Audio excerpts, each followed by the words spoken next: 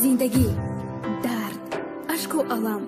بی‌وفایی و خیانت، این همه در ترانه‌های اسماعیل جان اسماعیلов با صدای دلنواز و استعداد بی همتا تقدیم برای شما. عزیزم به تو میمیرم، عزیزم به تو دلگیرم، بیا که زیشم رویت روشن گردد